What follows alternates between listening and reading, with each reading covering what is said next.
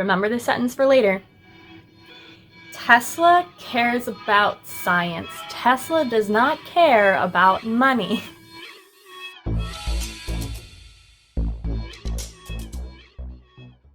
Hello everybody and welcome back to another episode of Makeup and History here on my channel. Thank you so much for being here. Let's dive into today's story. When you hear the name Tesla, what comes to mind? Perhaps it is the electric car company, but do you know the man behind that name? And no, I am not talking about the quirky billionaire Elon Musk. I am talking about the genius Mr. Tesla. How is it that his ideas and inventions power the modern world, yet his name has not stood the tale of time, unlike other inventors such as Henry Ford and Thomas Edison? Well, let's find out. Remember to give this video a thumbs up, I would really appreciate it, and also subscribe to my channel to stay tuned for more makeup and history videos, and also because it helps out my really teeny tiny channel a whole lot, and I really appreciate it. So let's dive into today's story. Our story begins in 1856, where Nikola Tesla was born in what is now considered modern-day Croatia. And it is here at his birth that his incredible life was predicted. And what do I mean by that? During his birth, there was a terrible lightning storm, and taking it as an omen, the midwife who was helping his mother give birth said, "This child shall be a child of darkness." To which his mother replied, "No, no, no. This child shall be a child of light." And it became incredibly scary how accurate that prediction ended up being. Tesla from a young age always had an interest in inventing, and he credits this to his mother, who was a homemaker but happened to tinker with everyday household appliances to change them and make them better. So he got this interest from his mother. What he also got was a photographic memory. His mother was known to have a photographic memory, which she passed on to Tesla himself. Now, it was about age 5 when Tesla witnessed his older brother fall off a horse and get killed. And it was after this event that Tesla began to develop visions and hallucinations. Because of these hallucinations, Tesla sometimes would go into periods of not knowing when things were real and when things were hallucinations. This mental illness would follow him throughout his entire life. These hallucinations were hallucinations of light and were actually believed to help Tesla with his many inventions. Now, Tesla really wanted to go to engineering school, but his father was a priest and wanted Tesla to follow his footsteps and also become a priest. When Tesla was in his teen years, he caught cholera, which, by the way, not a disease you want to catch. A lot of people die from cholera, and Tesla became deathly ill. So ill, in fact, that his parents thought he was going to die. His father said, while he was struggling with cholera, that if Tesla fought for his life and lived, he would send Tesla to engineering school despite wanting him to become a priest. And after about 9 months of being completely bedridden, Tesla miraculously survived, and true to his word, his father sent him to engineering school. So Tesla ended up going to the Imperial Royal Technical College in Graz. And it was here that he actually was an amazing student. He had never missed a lecture, he got amazing grades, and he even got letters of commendation from the dean that sent to his father, saying that Tesla was one of the most hardworking and brilliant students ever. Tesla was known to work on his studies from 3 a.m. to about 11 p.m. and only had about 2 to 4 hours of sleep a night. He worked so hard, in fact, that his friends and professors were so worried that he would overwork himself to death that the school actually sent letters to his father saying, "You might want to pull your son out of school. Like, we're worried he's gonna die." Like, this was how hardworking Tesla was. He was an amazing student. He perfected 8 languages, and he also could do calculus in his head. Now, it was in his second year of college where things began to take a turn.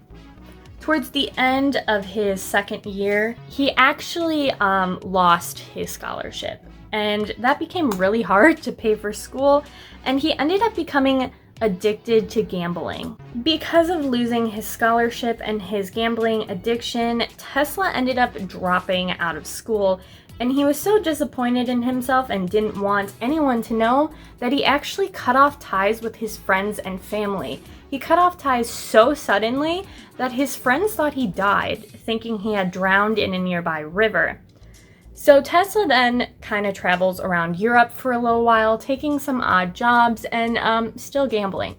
He ends up getting a job in Budapest at a telegraph company and working on telegraph lines. But after about a year, he ends up getting a job and moving to Paris to work at the Continental Edison company. It is here where his talents and unique abilities start to kind of catch the interest of some higher ups, and he starts getting put to do harder work. He was originally doing lighting, like street lighting, but they started giving him harder jobs because they're like, hey, this guy knows what he's doing. And in about 1884, the general manager of the Paris Edison company, he gets a job offer in New York City, and he asks to bring Tesla along because he knows Tesla is a very skilled young man. So in 1884, Tesla moves to America. He moves to New York City, where he then works for Edison Machine Works Company in Manhattan. It's here where he meets the man Edison himself, and at first, they have a very admirable friendship. They both admire each other for their hard work, their innovation, their genius, but that appreciation and admiration, it does not last long, and soon turns into a bitter rivalry that will last their entire lives. So, how does this rivalry start? Well, Edison believes in DC, which is direct current when it comes to electricity. In case you don't know, that means direct current. Everything moves in one way. Electricity moves in one way, and Tesla favored AC, which means electricity flows in opposite directions. Now, DC had been around for a little bit now. That's primarily what the world was using, right? And Edison, all of Edison's money, because Edison was a wealthy man, was tied up in DC. But Tesla favored AC, which was really new and hadn't really been heard of or done before. No one really kind of understood AC yet, but he favored AC because it was better in terms of stability. You could power and do a lot more with AC than you could with DC, but this caused a severe rivalry. At the Manhattan Machine Works with Edison, Edison had him do a bunch of work on a bunch of different machines, right? And this is where the rivalry really kind of starts. And it's here, so he does all this work on these machineries, and Edison promises to pay him about $50,000, which is a lot of money, to do all this work on these machines. And Edison ends up not paying Tesla this $50,000. And Tesla gets pretty pissed, because I'm like, who wouldn't? Like, sir, you promised me $50,000. And to which Edison replies, oh, Tesla, you don't get our American humor. Supposedly this was all a huge practical joke. Tesla doesn't take it very well, and he quits. And he had only been at the Machine Works in New York for about 6 months now, so he quits. And he tries to start his own company. He starts the Tesla Lighting and Electronic Company, and yeah, it fails almost instantly because investors just aren't ready to use AC yet. He wants to use AC. AC isn't really a thing yet. People still don't accept it. People are still worrisome about it. DC is still all the rage, and so his company fails almost instantly, and so he ends up having to take a job digging ditches. Yes, digging ditches for about $2 a day. Which, in case you're curious, I did the math. That's about $55 a day in today's money, in case you were wondering. But yeah, so he ends up digging ditches, and it's for about 2 years after his company fails, he decides to start another company. And this time he starts it with a lawyer, and this lawyer helps him be able to patent all his inventions, which is great for Tesla. He gets to patent stuff now. And he ends up, in case you were wondering, he ends up having 300 patents in his entire life. That's a lot of patents. So this company starts to go pretty well, and this is kind of when things start looking up for Tesla, and he creates the induction motor, and this is one of Tesla's really great inventions, right? This motor actually gains the attention of George Westinghouse, who was another great inventor, and he wants to use Tesla's design to work on his own AC system model, because he was a fan of the AC electricity as well, and he was also a rival of Edison, so they kind of got along. So Tesla ends up selling his patent to Westinghouse for about $60,000. He also gets royalties for about $2.50 per motor that is made or constructed, and he also becomes a consultant to Westinghouse's company, and he makes good money. He makes about $50,000 a month. It's a lot of money. Things are looking good for Tesla. He's starting to make a lot of money. He's becoming financially independent after having severe gambling debts, and people are starting to take AC more seriously now. So this is about the time when AC and DC markets kind of hit their peak turmoil, like they're fighting. Right, and Edison's on one side, Westinghouse and Tesla are on the other. So what happens? Well, Edison starts a smear campaign for AC electricity, and he does this by, he funds the electric chair, and he also electrocutes elephants. He famously electrocutes the elephant Topsy. If you've ever watched Bob's Burgers, there's an episode that dictates this event, which is how I first learned about it, by the way. So Edison is electrocuting people and elephants as a way to try and, get people to think AC is really bad, and it works a little bit, not a lot, but a little bit. And Westinghouse starts to have a little bit of trouble, right? His company is starting to have some financial issues, and he's worried that his company is going to end up going down the drain. He doesn't want that to happen. Obviously, who would? So he goes to his friend Tesla, and he's like, hey, Tesla, we've been working together for a while. I love working with you, but can I please pay you less? Can I please pay you less? I don't want to lose the company. And Tesla, he agrees. You know, he has no problems with it. He's like, yeah, sure, because remember this sentence for later. Tesla cares about science. Tesla does not care about money. Remember that for later. That's going to come back. So this works. So Tesla ends up losing about what would be $600 million in today's money worth of royalties and pay. He could have become the richest man in the world during this time because of what happens with his inventions and such, but because he decides to take huge pay cuts, he's still making good money. Don't worry. He's still doing well. So what happens is he's now financially wealthy, financially independent, and he starts opening up laboratories in New York. And this is about the time where Tesla reaches his peak. This is the time of great inventions for Tesla, right? He is doing good. He's opening laboratories. He even becomes friends with Mark Twain. Yes, the Mark Twain, the great American writer. So one of the greatest inventors of all times and one of the greatest writers of all times. They become BFFs, which is kind of funny. I don't know, I think it's funny. I think it's kind of cute. So it's during this time he creates the famous Tesla coil. He experiments with electronic magnetic radiation and radio waves. He actually creates a very early invention of the X-ray and actually X-rays his own hand. And you know, this is pretty cool. Like, this dude, he's got ideas, he's working ahead of his time. And so in about 1891, Tesla ends up becoming an American citizen. Yay! Tesla's an American citizen. And it is at this point when the World Columbian exhibition happens. And what is this? Now, I'm not talking about Columbian as in celebrating the heritage of, like, the country Colombia.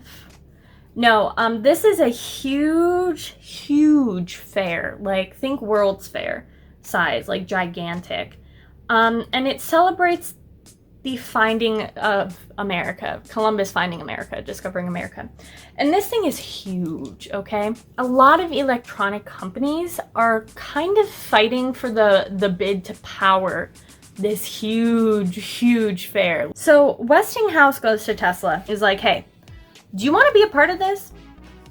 And Tesla's like, yeah, sure, let's be a part of it. Why not? Tesla and Westinghouse, they bid on it. They bid on the World's Fair and they beat Edison's company. Haha, take that, Edison, you... Never mind. And so they win the bid and they power this huge exhibition. And this runs for 6 months, in case you were wondering. This runs for 6 whole months. 27 million people visit. And people realize, because, you know, there's a huge section where, you know, Tesla and Westinghouse are showing out AC, they're showing out their new inventions. There's this huge, like, monument in the front of the thing that says powered by AC and the Tesla company. Like, Tesla's name is on this thing. People realize, hey, AC is kind of, like, powering the future. This is when people realize AC is the future, not DC, which is good because AC is what powers everything, almost everything today, like a lot of things. Because AC is stable and it can be used for very high voltage and long distance, almost everything in your house or that you come across, most of it's powered by AC, by the way, in case you were wondering. So this is good. Tesla's name is now very known. Like, he is known. Like, people know who Tesla is now because of this. So Tesla also starts working on this idea of, like, possibly a steam engine and this idea of using water as a way of creating energy. And he makes a laboratory in Niagara Falls to try and see if, hey, can this powerful water power stuff? And people thought he was nuts. They're like, what are you talking about? Water has power? This dude is way ahead of his time. This makes Tesla one of the forefounders, the pioneers of renewable energy. Dude's ahead of his time. So the next kind of big thing he works on, he wants to work on this idea of wireless power and wireless communication. Again, ahead of his time. He likes the idea that long distance, you can talk to people without needing wires, which people were like, that's nuts. What are you talking about? Obviously, you and I with our cell phones today know that this is entirely possible. Again, way ahead of his time. So he's kind of working on this idea of long-term wireless communication in the form of radio waves, like long-distance radio. And he's using his Tesla coil to kind of figure this out. Like, he's powering it and he's realizing if something else is running at the exact same frequency, he can actually communicate with them. So he's working on this long-distance form of communication, radio, with his Tesla coil. And he's about to showcase it to the world when tragedy strikes. In 1895, one of his laboratories catches fire. And the whole thing is completely destroyed. Like, it's completely destroyed. And all of Tesla's research, his inventions, patents, stuff like that, they all burn up. And he is set back years, okay? He is set years back in terms of his work on the long-distance radio. And this is where Tesla's life, from this point, it starts to decline. Because you see, at the same time, an Italian inventor, Marconi, was working on his idea of long-distance radio, And he was trying to patent it in the United States, but the United States was like, Tesla has already patented something like that.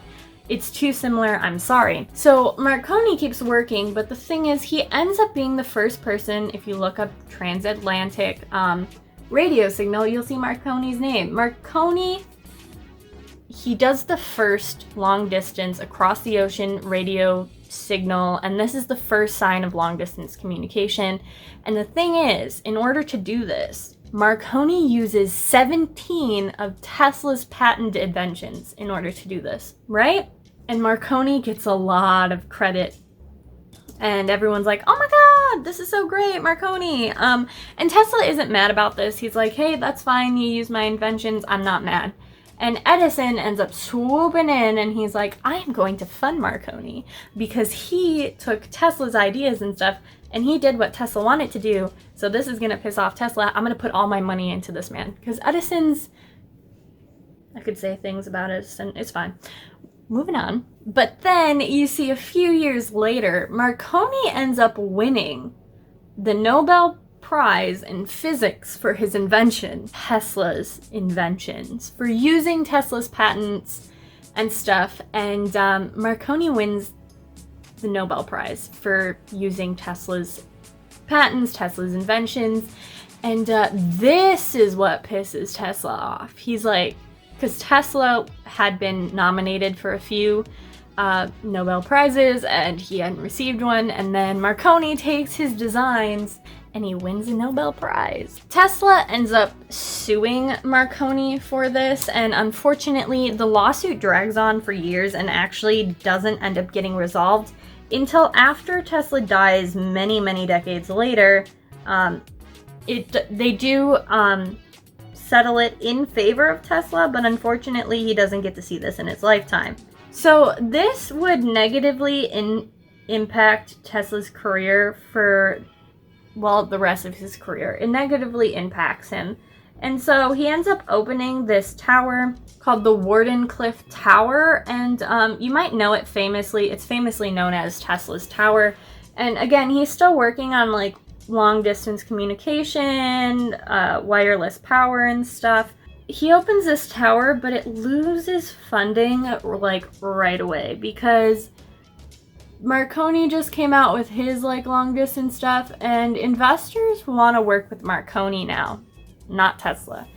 Even though, like I said, it was all of Tesla's patents and inventions that he used in order to do this. So his tower ends up being closed, and then about 10 years later, the tower ends up, he loses the property the tower is on and it ends up being destroyed. And this absolutely destroys Tesla. He's very upset. So Tesla's kind of going broke at this point, but he keeps working. He keeps working on inventions. He keeps inventing stuff, and he actually invents something that you and I use today. You see, he invented the remote control, the radio remote control. And you might be like, what do you mean, a radio remote control? What is that? You know, like RC boats and drones and stuff you fly around, you know, when you were a kid and stuff, or even as an adult, you still probably do, maybe. Yeah, he demonstrated this. He had a radio-controlled boat, and he demonstrated this at Madison Square Garden, where he controlled the boat on the water with this remote, and people were so, like, shocked and confused by it. Like, it was so advanced for them that they literally thought Tesla was using like magic and witchcraft in order to do this. Again, dude's way ahead of his time, but you can thank him for that. So if you own a drone or like flying drones or like those remote control cars, you can thank Tesla, by the way. He also creates this system to try and find submarines. This comes just after World War I. To find submarines in the water, and he kind of invents this system that looks very similar to what modern radar now looks like. So again, thank you, Tesla. Of course, this never ended up getting anywhere off the ground at that time, but years later, the French inventor who finally invents like modern radar actually thanks Tesla and his ideas and thoughts on radar to make the invention.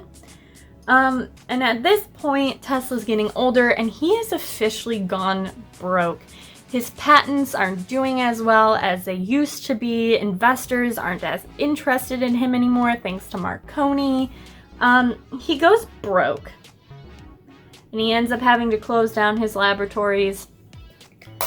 And this is when he starts bouncing around. Between hotels, right? He lives at a hotel for a few years and then he leaves, and he often leaves without paying the tab, and he keeps bouncing around between hotels. He's kind of homeless a little bit because he's broke. You know, he decided he was no longer gonna receive a ton of royalties anymore, so Westinghouse isn't paying him. His investors are into Marconi now. So Tesla's getting rather old at this point, and funny enough as it is, he becomes obsessed with pigeons. Fun fact, he was known to obsessively go every day and feed the pigeons multiple times a day, and he was even known to take care of sick pigeons and nurse them back to health.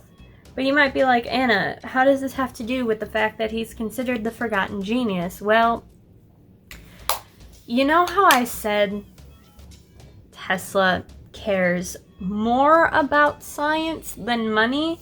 Well, it shows. He was not a very savvy businessman. He was not smart with his money in a way that other inventors such as Henry Ford or Thomas Edison were known to be, and that is why at this point he's old now. People consider him kind of irrelevant, and he's no longer rubbing elbows with the American elite. You know, he's famously known at this point as kind of being an eccentric old man who likes to feed pigeons and not pay his rent. So, at the last decade of his life, he gets a room at the Hotel New Yorker. And here his room is actually paid for by the Westinghouse company. And some people wonder if this is because Westinghouse, as an old friend, is kind of embarrassed because one of his great consultants, one of the great inventors who he famously worked with so long, were kind of, well, he was broke and feeding pigeons and not paying his tab, and it was embarrassing. So Westinghouse company pays for his room at this hotel for the last decade of his life. When he was about 81, he went to feed the pigeons just after midnight, and he was actually hit by a car. He destroyed his back and ended up breaking 3 of his ribs, and he never physically recovers from this. But he does live. Like, this doesn't end up being the thing that kills him. At the age of 86, in 1943, Tesla is found dead in his room at the New Yorker, in room 3327, by the maid who worked there, and he died alone and in obscurity. Tesla was a lifelong bachelor. He never married, he was never known to be romantically involved with anyone, and he never ended up having any children. He ended up dying broke and alone. And because of his bad business skills, he wasn't able to turn his name into a business as other inventors had been able to do for themselves. Instead, he became the forgotten genius. You can thank Tesla for many inventions that you have today. You can thank Tesla for the way the modern world is now powered thanks to his huge push for AC in a world of DC. So unfortunately, even though Tesla was a great and genius inventor and he had a powerful mind and a way to see into the future, and dude was way ahead of his time, unfortunately, he was not appreciated and history kind of lost his name. thanks now to the Tesla company and Tesla cars that actually run on a modern version of his motor that he created. The Tesla name is starting to get a little bit more recognition than it used to, but now in case you are ever wondering where the car company got its famous name, it's actually from Nikola Tesla, the forgotten genius. And that is today's story on makeup and history. Definitely let me know your thoughts on Tesla's life. Did you know who Nikola Tesla was? I'm curious to know if you do, because obviously most people know who Thomas Edison was, Henry Ford, we know who Albert Einstein was, and Nikola was up there with them in terms of genius and invention, yet his name is not nearly talked about as much as theirs were. Make sure to give this video a thumbs up, I would really appreciate it, and also subscribe to my channel so you can stay tuned on this series, Makeup and History, and also it helps out my little tiny channel and I appreciate it. If there are any stories you want me to dive into, any historical events, people that you find fascinating, comment it down below and I will take your suggestions seriously and look into them, who knows? And I have so many more stories for you guys. I'm working on my next one. And yeah, I hope you enjoyed this story and I hope you have a wonderful day.